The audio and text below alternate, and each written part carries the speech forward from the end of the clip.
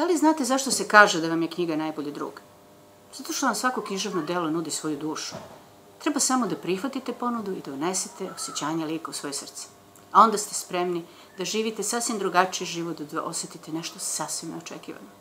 Da pokušamo?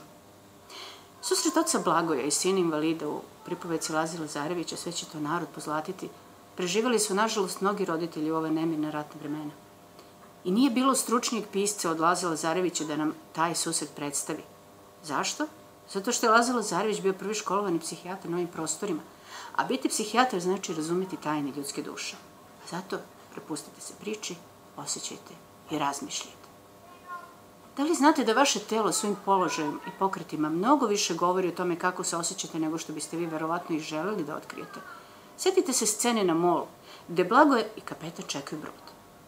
Možete li da otkrijete koja se osjećanja kriju iza Blagojevog ponašanja? Hoda brzo, nervozno, pokreti su mu grčeviti, kratki, telo savijeno kao u grču, iščekivanju nečeg neprijatnog, očigledno je nervozan, spreman na neku nesreću. Pun je napora i muke da kontroliše sopstveno osjećanje. S druge strane, rečenice su mu nepovezane, iskidane, nedovršene, uglavnom sa znakom uzvika, puno osjećanja koje kuljaju iz njega, a kojih se plaši.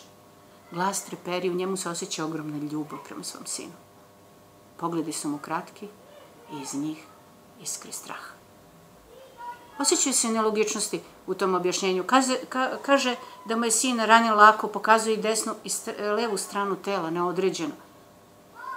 Nasuprot njemu, kapetan je miran, staložen, šeta, čita novine, odgovara celovitim rečenicama, sporo i kulturno, on čeka svoju ženu i dete. Kako objašnjavate Blagojevo ponašanje? Setite se, čeka lađu koja će dovesti njegovo dete. Sa velikim nestrpljenjem, ali sa velikim strahom. Što više želi da vidi sina, to se više plaši tog trenutka. Zašto? Zato što ne želi da sazna istinu. Ne želi da je prihvati, da je njegov sin invalid. I baš zbog tog rascepa u njegovoj duši on prolazi pored svog sina i ne prepoznaje ga.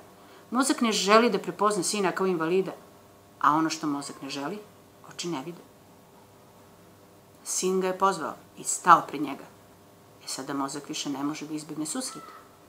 Oči su morale da vide, ali Blagoje gajeći nadu u sebi da mu je sin ipak dobro, sam je sebe uverio da je ono što želi istina. I mozak nije bio pripremljen na šok koji je usledio. I pobegao je u nesvest.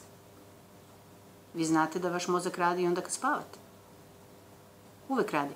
Tako je mozak iskoristio tih nekoliko trenutaka nesvesti da prihvati činjenicu da mu je sin invalid i pripremio telo da preživi taj šok nakon izlaska iz nesvesti. Blagoje je uspeo da pregrmi ovo saznanje, neizmernu tugu i strah za sinovljevu budućnost, jer kao invalid ne može da radi. Biće prosjek. I ljubavlju i nadom je prekrio koliko je moguće strašno saznanje sa kojim je suočen. Ali najveća želja roditelja jeste da im deca budu zdrava, poštena i da dobro žive. Blagojevom sinu to nije suđeno. Kao razlupana skupocena porcelanska vaza, kaže Laza Lazarević, srušio je očeve nade u sinovlju bolji život. Ljudske sudbine su često zastrašujuće, a tako česti i neobične. Život nam nudi mnogo teških i lepih trenutaka. On je najveći i najstrašniji scenarista. Samo treba umeti čitati, razumeti ljude, njihova osjećanja